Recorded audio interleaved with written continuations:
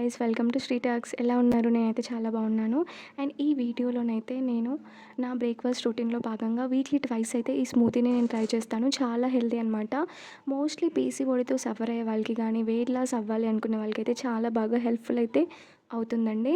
ఒక కప్లో బాదం, కాజు, కిస్మిస్, sunflower seeds, pumpkin seeds, walnuts, ఇంకా ఫ్లాక్స్ సీడ్స్, ఇంకా ఆప్రికాట్స్ ఇవన్నీ వేసేసి నైట్ సోక్ చేసి పెట్టుకోవాలన్నమాట. దీంతోపాటు ఒక చిన్న కప్లో ఒక 1 స్పూన్ చియా సీడ్స్ కూడా సోక్ చేసి దీంతోపాటు ఒక 3 to 4 స్పూన్స్ ఓట్స్ కూడా ఒక కప్లో సోక్ చేసి అయితే పెట్టుకోవాలి ఓవర్ నైట్. అండ్ మార్నింగ్ లెగిసాక ఆఫ్టర్ బ్రష్ అండ్ బాత్ ఇదైతే మార్నింగ్ బ్రేక్ఫాస్ట్ లాగా తీసుకోవాలి.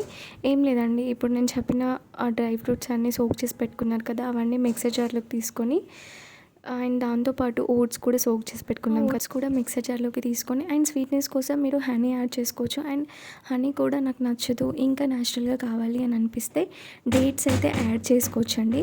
ఒకవేళ మీకు డ్రై డేట్స్ ఎండు ఖర్జూరా ఉందనుకోండి, నైటే వీటితో పాటు నానబెట్టి పెట్టుకోండి. మార్నింగ్ వరకు కొంచెం మెత్తగా అయిపోతాయి కాబట్టి లోపల సీడ్స్ తీసేసి ఇంకా డైరెక్ట్గా వాడుకోవచ్చు. లేదు నార్మల్ డేట్స్ అంటే ఇంకా డైరెక్ట్ సీడ్ తీసేసి దాంట్లో మినిమం ఒక 5 నుంచి 6 డేట్స్ అయితే వేసుకోండి.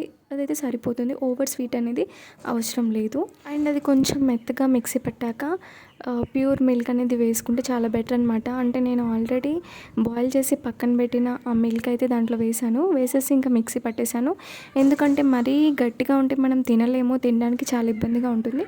కొంచెం లూజ్గా ఉంటే పాయసం లాగా తినేస్తాం కదా, ఈజీగా వెళ్ళిపోతుంది. సో అలా మన కన్వీనియంట్గా మనం అలా చేసుకోవాలి.